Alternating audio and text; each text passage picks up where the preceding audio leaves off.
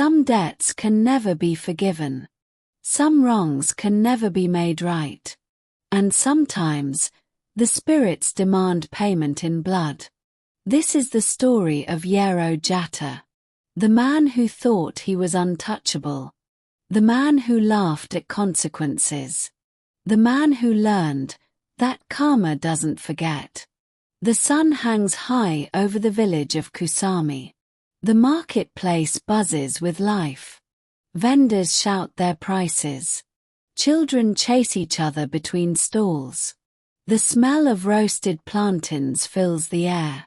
It's a normal day. Until it isn't. The marketplace falls silent. Not gradually. All at once. Like someone cut the sound from the world. Yaro stands frozen.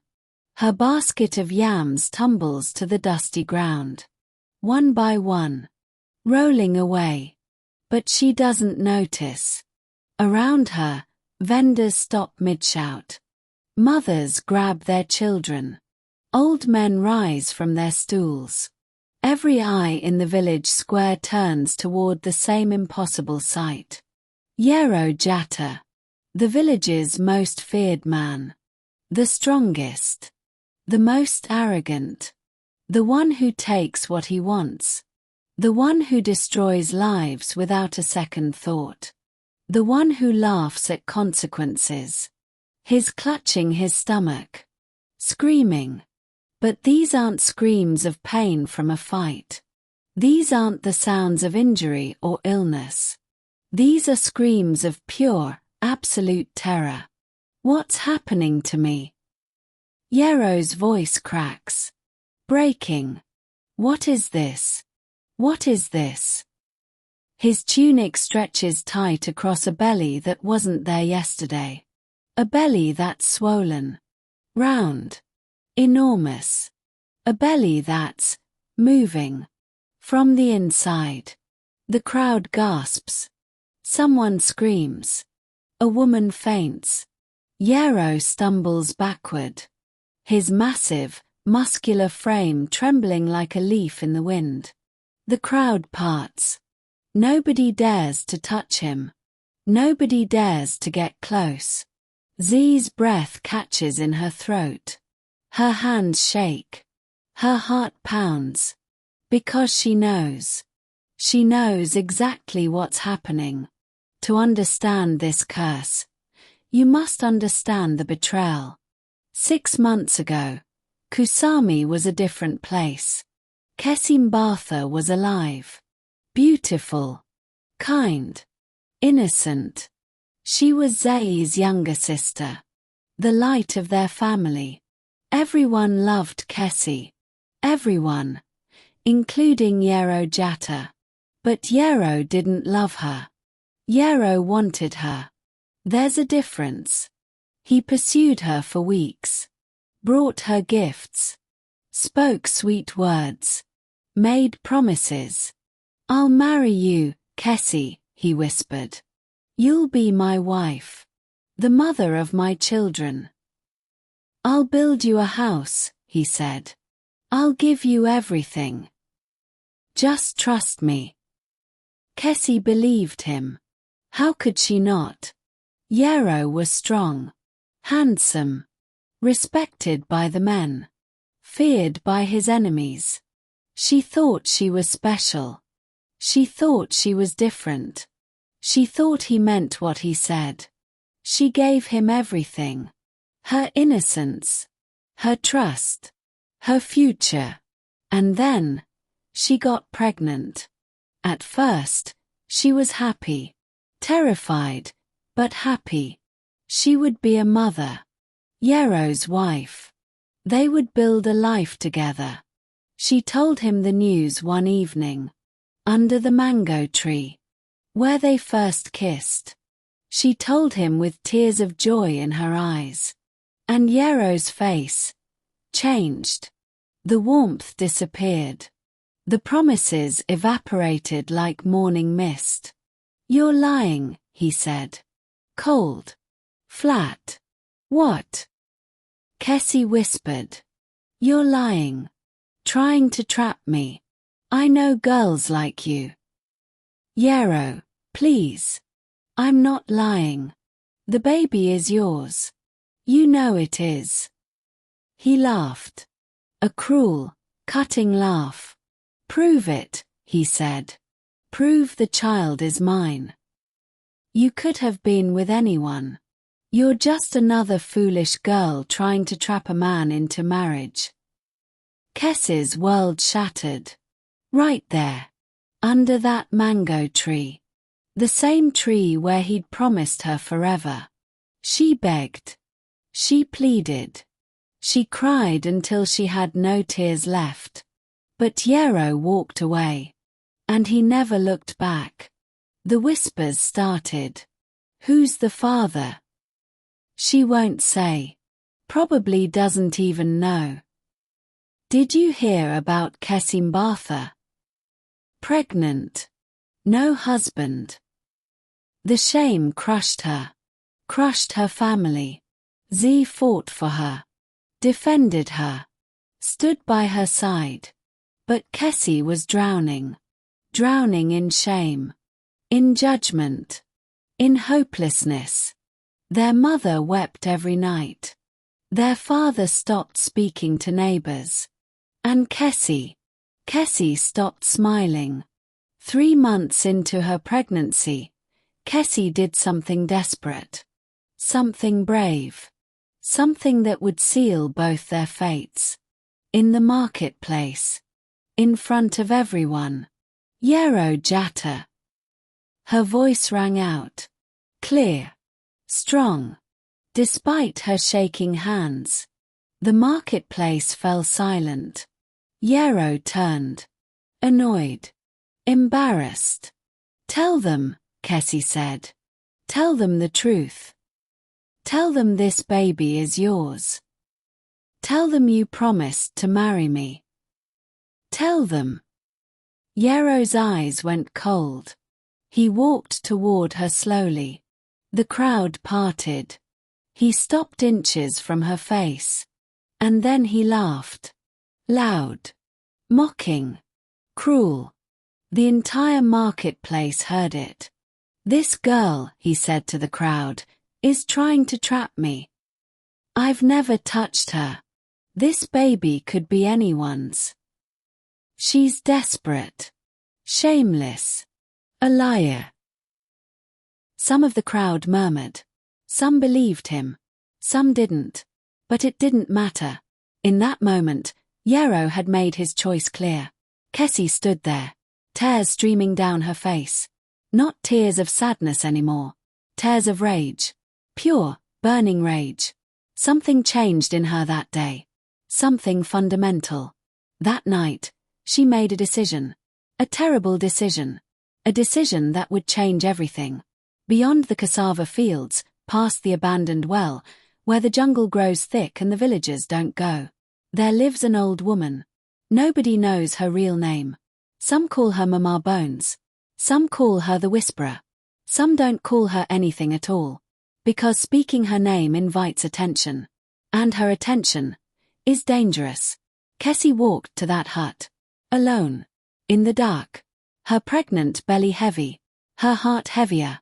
She knocked on the door made of twisted wood and animal bones. Once. Twice. 3 times.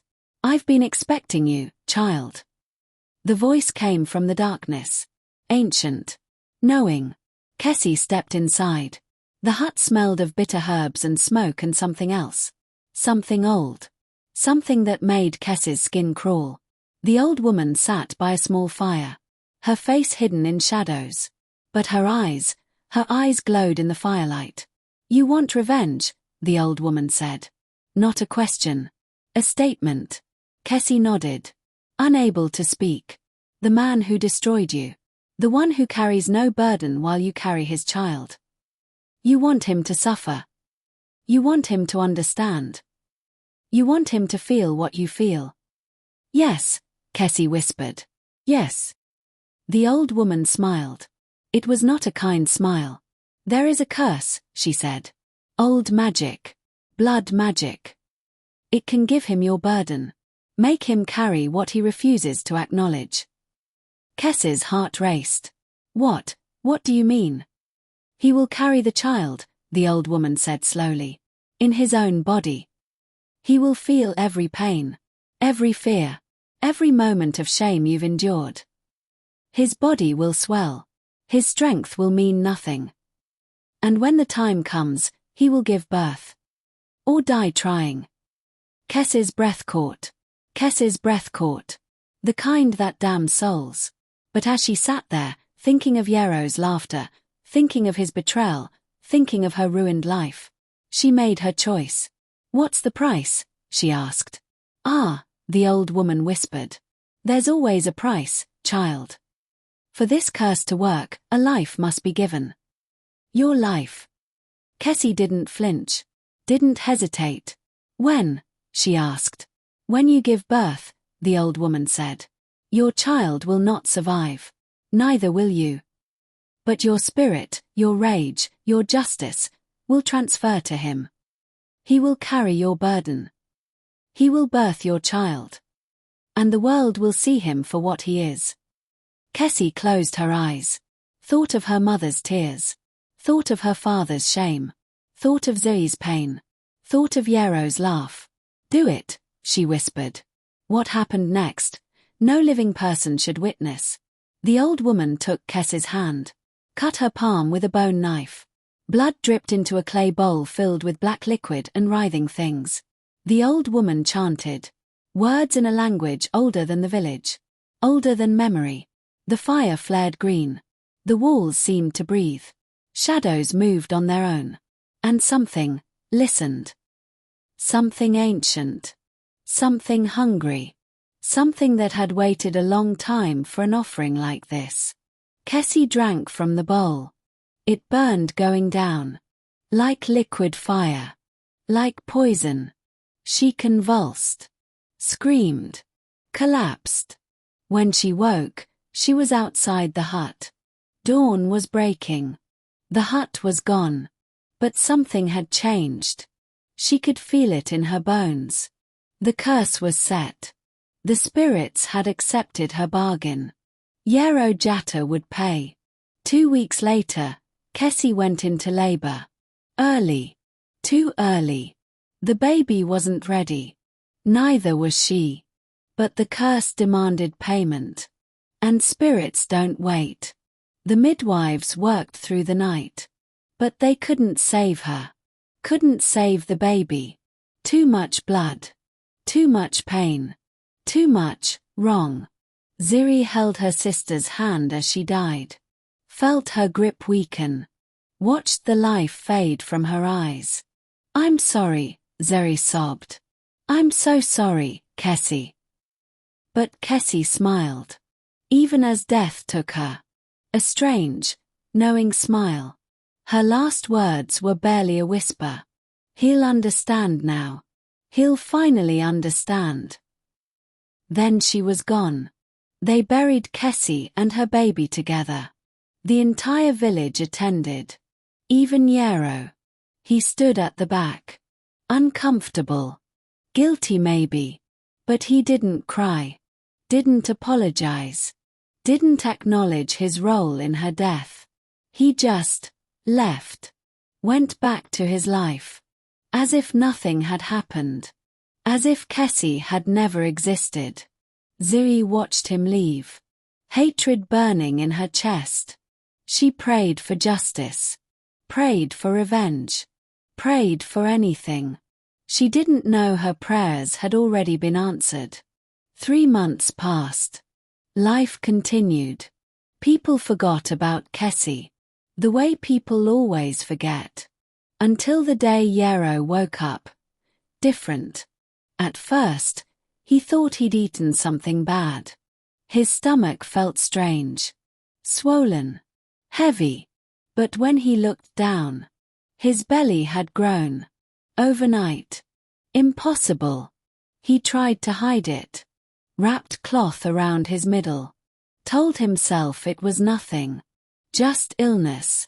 Just weight gain. But it kept growing. Day by day. Hour by hour. Visual. Yaro's stomach moving, something kicking from inside. And then, it moved. From the inside. Yaro felt it. A kick. A push. Something alive. Inside him. And that's when everyone saw. Saw what the spirits had done. Saw justice made flesh. An elderly woman rushed forward. Mama Adiha, the village's most experienced midwife. She'd delivered half the children in Kusami. She touched Yaro's belly. Pressed gently. Her face went pale. Impossible, she whispered. This is a pregnancy. The word hit the crowd like lightning. Pregnancy. A man. Pregnant. No. Yaro screamed. No, that's impossible. I'm a man. I'm a man. Some people laughed. Nervous, disbelieving laughter. Some made the sign against evil. Some prayed. Some ran. But everyone knew. This was spirit business. This was a curse. Yaro's eyes swept the crowd. Desperate. Searching. And then, he saw her. Z. Standing still among the chaos. Her face blank. Her eyes cold. And in that moment, Yaro understood. The timing. Kess's death. Her strange smile. This was Kess's revenge. From beyond the grave. She'd cursed him. Zari, he screamed, crawling toward her. Zari, please. I'm sorry. I'm sorry about Kessie. I'm sorry about everything. Please, make it stop. I'll do anything. Anything. The proud Yaro Jattah. The strong Yaro Jattah. The feared Yaro Jattah. Begging on his knees in the dirt. Zui looked down at him. No pity in her eyes. No forgiveness. My sister begged you too, she said quietly. You laughed. She turned and walked away. Left him there. Screaming. That evening, the village elders gathered. This was beyond anything they'd seen. Beyond natural law. Chief Okoye sat in the center. Old. Wise. Troubled. This is blood magic, he said grimly. Someone called on the old spirits. And they answered. Some elders wanted to help Yaro. Find a way to break the curse. Others said he deserved it. That justice was being served. The argument raged for hours. But it didn't matter what they decided. The spirits had already chosen. Mama Adiha examined Yaro more thoroughly. What she found defied belief. 6 months, she told the chief. Maybe 7. The child is real. Alive. Growing. And it's growing, faster than natural. How long does he have? The chief asked. Mama Adiha's hands trembled. Days, she whispered. Maybe a week. This pregnancy, it's not following normal time. The spirits want their payment quickly. The chief closed his eyes. And if the child comes? His body isn't made for this, she said. When labor begins.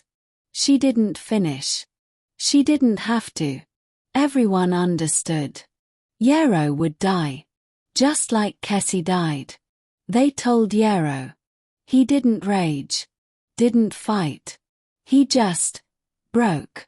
He spent his days praying. Begging ancestors for mercy. Begging Kess's spirit for forgiveness. Begging God for a miracle. The village waited. Watching. Wondering. Would the spirits show mercy? Would the curse be broken? Or would justice demand its full price? 7 days passed. 7 days of Yaro's belly growing impossibly larger. 7 days of the village holding its breath. On the 7th day. It happened. The scream woke the entire village. Not a human scream. Something primal. Animal. Terrified. It's coming. Yaro shrieked. The baby is coming. Converging on Yaro's hut. Fear and morbid curiosity driving them forward. The midwives rushed in. Mama Adiha led them. But even she didn't know what to do. How do you deliver a baby from a man? How do you birth the impossible? Inside that hut, the impossible became real. Yaro's body was tearing itself apart. His strength meant nothing now. His pride was shattered. His screams echoed across the village. Zei stood outside, listening to those screams, remembering Kess's screams. Part of her felt satisfied. He was finally understanding, finally feeling what Kessie felt. But another part, a smaller part, felt something else. Horror, pity, doubt. The hours crawled by. The sun climbed higher. The screams continued. Women prayed. Men paced. Children hid. Inside the hut, Yaro was dying. His body couldn't survive this. Wasn't made for this. Blood everywhere. Pain beyond imagination. Death approaching. But in his final moments, something changed in Yaro's face. Through the agony, acceptance. I'm sorry, he whispered. Kessie, I'm sorry. I understand now. I finally understand. I was wrong. I was cruel. I destroyed you. I'm sorry. And then, a cry. Sharp. Clear. Unmistakable. A baby's cry. The world stopped. Yaro's scream ceased. Everything went silent. Except for that cry. That impossible, beautiful, terrible cry. Mama Adiha stumbled out of the hut. Blood-stained. Trembling. Tears streaming down her face. In her arms. A baby. Alive. Breathing. Perfect. A boy. The crowd erupted. Gasps. Screams. Prayers. Some people fell to their knees. Some ran. Some just stared. A baby born from a man. A child of curse and vengeance. Real. Alive. In this world. Chief Okoye stepped forward. Took the baby from Mama Adiha. Examined him carefully. 10 fingers. 10 toes. Perfect. Normal. Except for his eyes. His eyes were too aware. Too knowing. Like he understood everything. Like he'd seen beyond the veil. And Yaro? The chief asked quietly. Mama Adiha shook her head. Tears falling. His gone. His body. Couldn't survive it. He died bringing the child into the world. Just like Kessie. The chief raised his voice. This child is innocent, he announced. Born of curse, yes. Born of vengeance. Born of justice. But innocent. He carries the sins of neither parent. He is new. Clean. Pure. He turned to Ziri. Zerim Bartha. This child is your blood. Your nephew. Kess's revenge is complete. Her spirit can rest now. But this child needs a mother. Will you take him? The question hung in the air, heavy as stone. Z stared at the baby. Kess's revenge made flesh. The child that killed Yaro. The child born from impossible magic. Her hands trembled as she took him. The baby stopped crying immediately. His tiny fingers wrapped around hers. And Z felt it. Something passing between them. Recognition. Connection. This was Kess's child. Her sister's blood. I'll raise him, she whispered. I'll raise him to be everything his father wasn't. I'll teach him kindness. Respect. Honor. I'll make sure Kess's sacrifice wasn't for nothing. She named him Kofi. Born on Friday. Born from curse and death and justice. Subscribe for more shocking tales. Weeks passed. The village buried Yaro in unmarked ground. No ceremony. No mourning. No honor. His name became a warning. A cautionary tale. Life slowly returned to normal. Or tried to. Zuri raised Kofi with love. Fed him. Rocked him. Sang to him. He grew quickly. Stronger each day. But sometimes when she held him in the firelight, his eyes looked too old. Too knowing. Like he remembered everything. the curse, the death, the revenge. And far away, beyond the cassava fields, the old woman stood watching, smiling. The curse was complete. Justice was served. But was it over? Or had it just begun? Because some debts are paid in blood. Some curses never truly end. They just transform, passing from one generation to the next. Like whispered secrets in the dark. Yaro was dead. Kessie was avenged. Was this justice, or murder? Did Yaro deserve to die? Drop your thoughts in the comments. If you made it this far, hit that like button. Subscribe for more shocking African folk tales. And turn on notifications, because the next story is even more unbelievable. See you in the next tale.